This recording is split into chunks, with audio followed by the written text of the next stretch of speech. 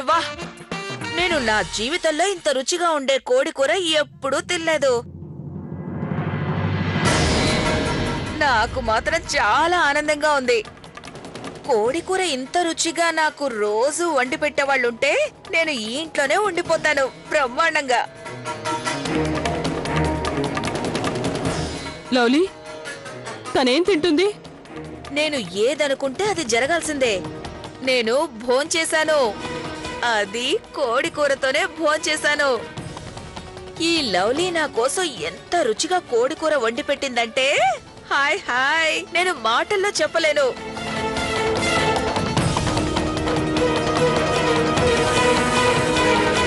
మీకు నమ్మకం లేకపోతే తననే అడగండి.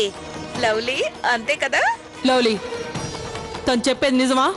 అత్తయ్య గారు అదేంటి? ఆపు, నువ్వింకేం చెప్పాల్సిన అవసరం లేదు. నువ్వు మన ఈ ఇంటిని అపవిత్రం చేశావు, అది కూడా ఈ మూర్ఖురాలి కోసమా?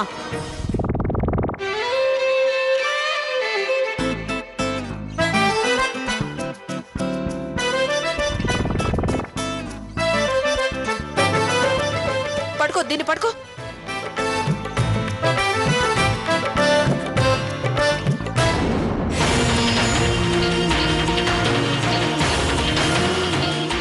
నువ్వు ఇంతకాలం ఏం చేసినా వదిలేశాను. చిన్నపిల్ల కదా అని నీ తప్పుల్ని క్షమిస్తూ వచ్చాను. ఇప్పుడు నువ్వు చేసింది తప్పు కాదు, పాపం. నువ్వు మన ఇంట్లో మాంసం వండి పాపం చేశావు. ఇప్పుడు నువ్వు చేసిన ఈ పాపాన్ని నేను ఎన్నటికీ క్షమించను. అత్తయ్య, నాకు తెలుసు నేను చాలా చాలా తప్పులు చేశాను. కానీ ఎప్పుడూ మిమ్మల్ని బాధ పెట్టాలనుకోలేదు. ఇంట్లో వాళ్ళని బాధ పెట్టే విధంగా ఇంతవరకు నేను ఏ పని చేయాలనుకో. చూడు లవ్లీ, నువ్వు మళ్ళీ అబద్ధం చెప్పి తప్పించుకోవాలని చూడకు. అత్తయ్య, నేను నిజమే చెప్తున్నాను. మీకు నాపై నమ్మకం లేకపోతే మీరే తిని చూడండి.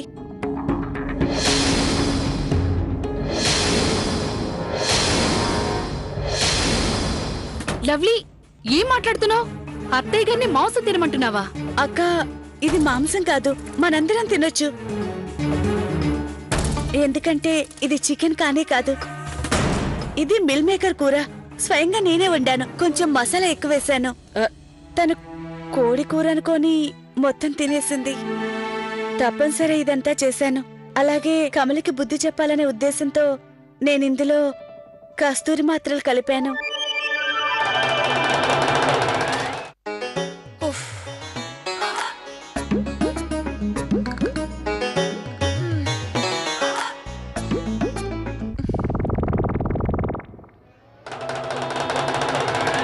కస్తూరి మాత్రలా? What's that? అరే, నీకు తెలీదా? తెలీదు. అరే, కస్తూరి మాత్రలంటే ఆయుర్వేద మాత్రలు. అవి వేసుకున్నావనుకో కడుపులో సునామీ వచ్చేస్తుంది. ఇక మాటి బాటికి బాత్రూమ్కి వెళ్లాల్సిందే. అంటే ఆ సౌండ్ కమల కడుపులోంచి వచ్చిందా? అక్క, మెల్లగా మాట్లాడండి. కమలకి ఈ సంగతి తెలియనే తెలీదు, ఇకపై తెలియకూడదు కూడా. ఇప్పుడు చూడండి, ఇక బేదర్ తను చికెన్ పేరు ఎత్తనే ఎత్తదు. అంటే ఇంకా కమల మళ్ళీ మళ్ళీ బయటికి లోపలికి. లవ్లీ, తనని ఇంకా నువ్వు ఇలాగే ఆట పట్టిస్తావా? అక్క, మీరు చూస్తూ ఉండండి. ఈ రోజు నుంచి కమల చికెన్ పేరు ఎత్తకుండా చేస్తాను.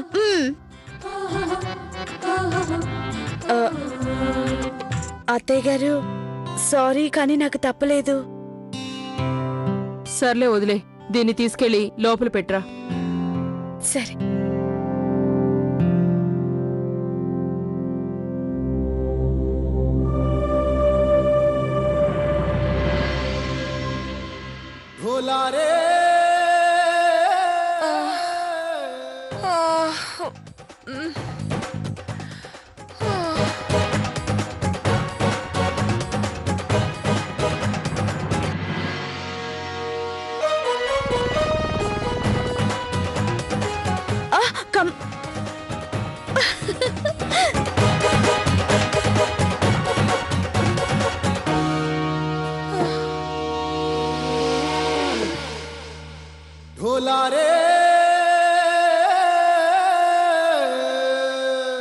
నేనేదైతే ఊహించానో అదే జరిగింది. ఏమంటున్నావు నువ్వు? ఏం ఊహించావు? నేను చెప్తున్నానా, కోడికూర తినొద్దు అని, జీవహింస చెయ్యొద్దు అని. కానీ నువ్వు ఎంత చెప్పినా వినలేదు. ఇప్పుడు చూడు, చనిపోయిన కోడి ఆత్మ నిన్ను ఎలా ఏడిపిస్తుందో ఇక ముందు కూడా ఏడిపిస్తుందేమో. అంతేనా? మా ఇంటి కులదైవం ఆయన కూడా కోపం వచ్చినట్టుంది. ఓరి భగవంతుడా, ఇప్పుడేం చేయాలి? ఏ నువ్వు అనవసరంగా మాట్లాడుకో. ఇవన్నీ నేను నమ్మను. నువ్వు నమ్మనంత మాత్రాన ఏమవుతుంది? మా ఇంటి కులదైవానికి కోపం చాలా ఎక్కువ. పాపం చేసిన వాళ్ళకి శిక్ష విధించకుండా ఆయన వదిలిపెట్టాడు. ఇప్పుడేం జరుగుతుందో ఏంటో. చాలే, ఈ కమల ఇలాంటి వాటికి భయపడదు. ఆ ఏం జరుగుతుందో జరగని. సర్లే, నీ ఇష్టం.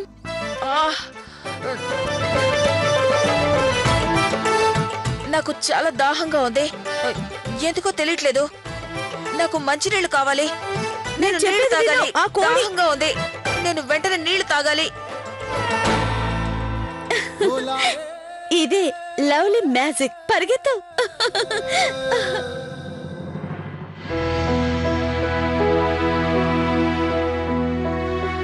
గౌరకయ్య, మన లవ్లీ ఉందే భలే పని చేసింది తెలుసా? ఆ కమలకి సరిగ్గా బుద్ధి చెప్పింది.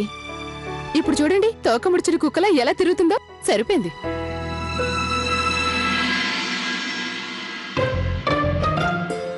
కడుపులో ఒకటే తిప్పేస్తోంది.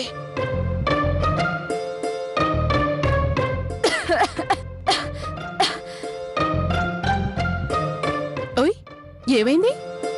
తనని తలుచుకున్నామా లేదో వచ్చేసింది.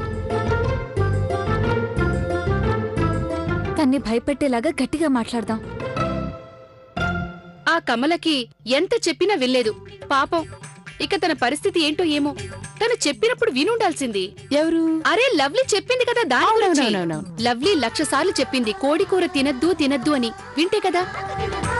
ఇప్పుడు చూడు, ఆ కోడి ఆత్మ తన వెంటే తిరుగుతోంది. Oh my God! అక్క, కోడికి కూడా ఆత్మ ఉంటుందా? ఆ ఎందుకుండదు? ఏం మాట్లాడుతోంది తను? కోడి ఆత్మ? మా ఊళ్ళో పెద్దవాళ్ళు చెప్పేవాళ్ళు, కులదేవతను పూజించే ఏ ఇంట్లో అయినా సరే ఎవరైనా కోడి కూర తిన్నారు అంటే కులదేవతకి కోపం వస్తుందని. దాంతో ఆయన కోడి ఆత్మకి ముక్తిని ప్రసాదించాడు. అంటే తర్వాత కోడి ఆత్మ దాన్ని తిన్న వాళ్ళని వెంటాడుతుందా? యు మీన్ మన ఇంట్లో కోడి ఆత్మ తిరుగుతుందా? మీరు చెప్పేది వింటుంటే నాకు చాలా భయం వేస్తుంది. ఆత్మ? వీళ్ళు చెప్పేది నిజమేనా? నేను తిన్న ఆ కోడి ఆత్మ తిరుగుతోందా? గౌరకయ్య, నాకు డౌట్ వస్తుంది. ఒకవేళ కోడికి లాగే కమల తలపైన కూడా పింఛన్ రాదు కదా? అక్క, ఒకవేళ తను కుకురుకు అని అరిస్తే అప్పుడు? నాకు తెలిసినంత వరకు కోడి ఆత్మ ఎవరిని అంత తొందరగా వదిలిపెట్టదట.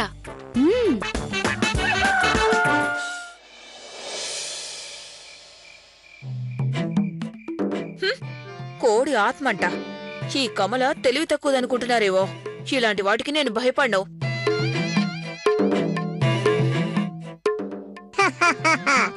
నువ్వు నన్ను హింసించావు కదూ, ఇప్పుడు నేను నిన్ను హింసిస్తాను. ఎవరు మాట్లాడుతున్నారు? ఎవరు? ఎవరక్కడా?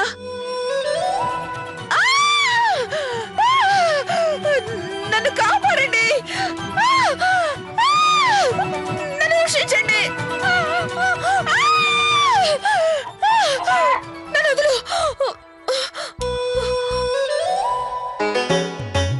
ఓరి నాయనో, ఇది ఒట్టి కలేనా?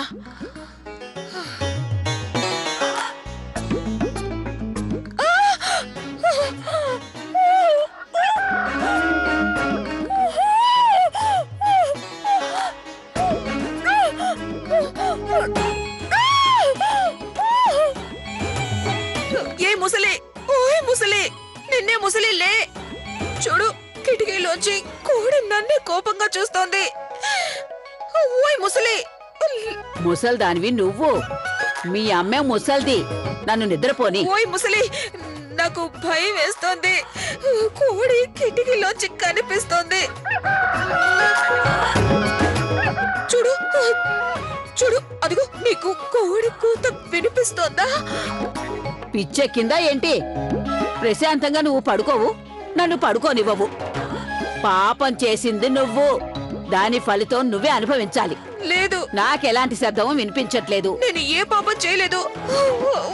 ఊరి నాయనో,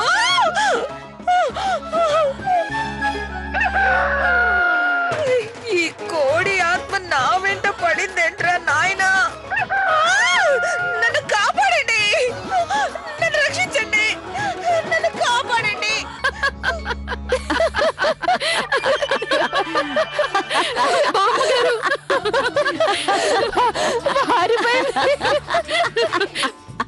చూసారా బామ్మగారు భయపడి ఎలా పరుగు తీసిందో? బామ్మగారు మేమేం ఎక్కువ చేయలేదు కదా? లేదు గౌరీ, బాగా చేశారు మీరు. ఇప్పుడు చూడండి, ఆ కబలికి కోడిని చూస్తే షాక్ కొడుతుంది.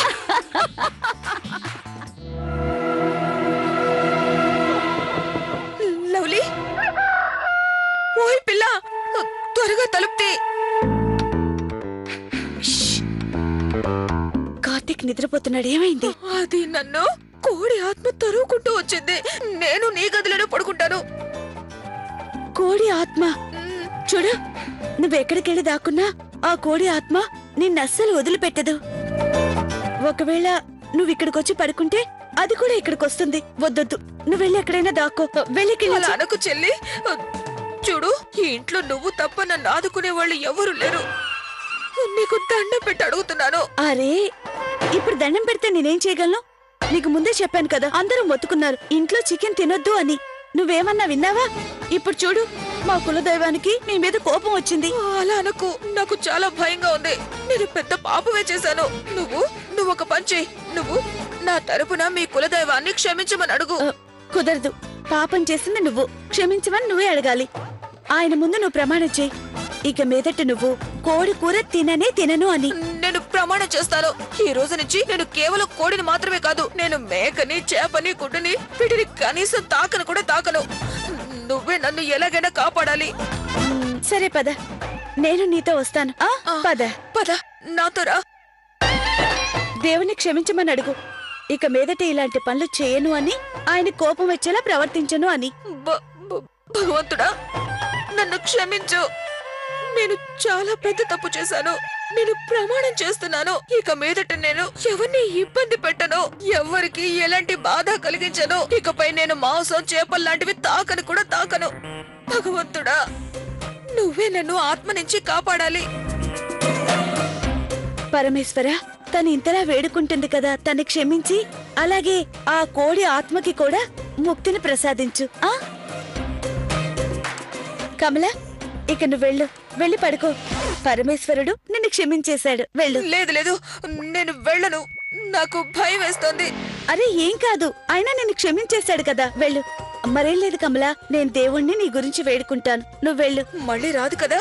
మళ్ళీ రాదు, వెళ్ళు. సరే అయితే.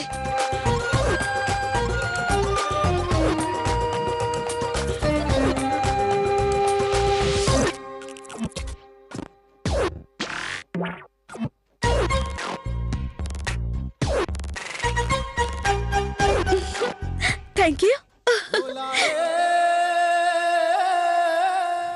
మోనా, అవినాష్, అవినాష్, నేను నిన్ను ప్రేమిస్తున్నాను. నాకింకేమీ అక్కర్లేదు. ఆర్య అన్నయ్య చాలా మంచివాడు. ఆయన నిన్ను నాకన్నా బాగా చూసుకుంటాడు. నా మాట విను, నాకన్నా నిన్ను ఎక్కువగా ప్రేమిస్తాడు. అవినాష్, నువ్వు నన్ను ఇంతకు ముందంతగా ప్రేమించట్లేదు. నువ్వు మారిపోయావు. లేదు మోనా, నీకు దూరం అయినప్పటి నుంచి నేను ఇంకా ఎక్కువగా ప్రేమిస్తున్నాను. అందుకే నువ్వు జీవితంలో ఆనందంగా ఉండాలని కోరుకుంటున్నాను. అంతులేని ఆనందం. నా మాట విను, ఆర్య అనే తన ప్రేమతో నీ జీవితంలో నువ్వు కోల్పోయినవన్నీ తిరిగిస్తాడు. నువ్వు ఇలా ఒంటరిగా బాధపడుతూ కూర్చుంటే నేను చూడలేకపోతున్నాను మోనా. నా కారణంగానే నీ జీవితం నాశనమైంది. ఈ బాధను నేను తట్టుకోలేను మోనా. చనిపోయినా నాకు ఆత్మశాంతి లేదు. ఎప్పుడూ ఇక్కడే తిరుగుతున్నాను. ప్లీజ్ మోనా, నా బాధ అర్థం చేసుకో. ఆర్య నీతో కలిసి నీ జీవితంలో ముందడుగువి. నువ్వు జీవితాంతం సంతోషంగా ఉండాలి మోనా. మొన్న నువ్వు సంతోషంగా ఉన్నప్పుడే నా ఆత్మకు శాంతి లభిస్తుంది. ప్లీజ్ మోనా, నా మాట విను. నాకు ముక్తిని ప్రసాదించు మోనా, ప్లీజ్. వద్దు అవినాష్, అవినాష్ ప్లీజ్ ప్లీజ్ నన్ను వదిలి వెళ్ళొద్దు. అవినాష్,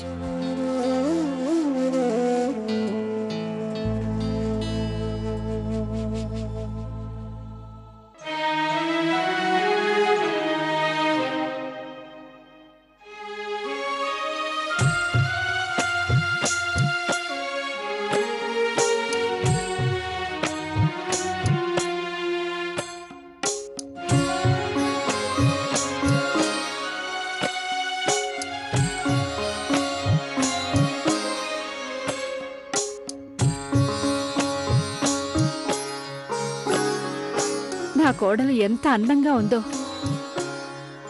ఆ దేవుడు మీ జంటకు దిష్టి తగలకుండా కాపాడాలి.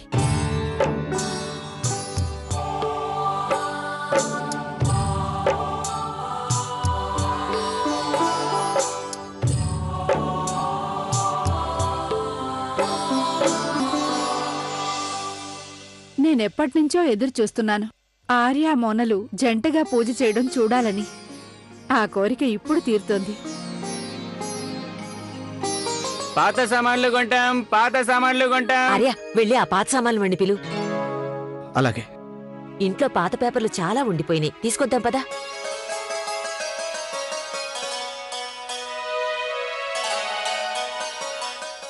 తీసుకొస్తున్నారు, అక్కడే ఉండు.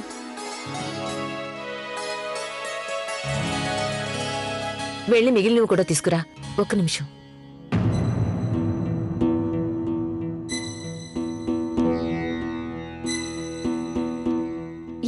గారు ఏం చూస్తున్నారు? చూడు, తను సిమ్రాన్ కదా, కౌసల్య కోడలు.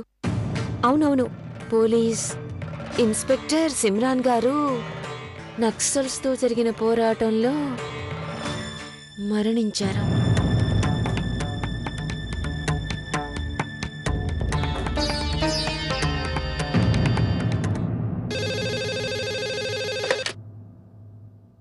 హలో, జై శ్రీకృష్ణ. కౌసల్య, నేను భారతిని మాట్లాడుతున్నాను. జై శ్రీకృష్ణ భారతి. ఎలా ఉన్నావు నువ్వు? అది సిమ్రాన్ గురించి విని కనీసం నువ్వు చెప్పను కూడా లేదు. అది నేను నీకు చెప్పాలనుకున్నాను, కానీ నువ్వు అవినాష్ విషయంలో బాధపడుతున్నావు కదా, అందుకనే నేను నీకు ఈ విషయం చెప్పలేకపోయాను. అసలు ఇదంతా ఎలా జరిగింది, ఎలా ఓదార్చాలో తెలియడం లేదు. లేదు భారతి, నువ్వు నాకు ఓదార్పు మాటలు చెప్పాల్సిన అవసరం లేదు. మనమిద్దరం ఒకే రకమైన బాధలో ఉన్నాం. నువ్వు నీ బిడ్డని కోల్పోయావు, నేనేమో నా కూతుర్ని. సరే, ఓ విషయం చెప్పు. మౌనా ఆర్యాల విషయంలో ఎటువంటి సమస్య లేదు కదా? వాళ్ళిద్దరూ హైదరాబాద్ వస్తున్నారు. ఏదో ముఖ్యమైన పనుందట, అందుకని నేను వాళ్లతో పాటే వస్తున్నాను. అలాగైనా నిన్ను కలవచ్చు కదా, నీకు ఇబ్బంది ఏం లేదు కదా? ఎంత మాటన్నావు భారతి, ఇది కూడా నీ ఇల్లే అనుకో. ఎప్పుడు కావాలంటే అప్పుడు రావచ్చు, మాకెటువంటి ఇబ్బంది లేదు. సరే కౌసల్య, ఉంటాను. అలాగే భారతి.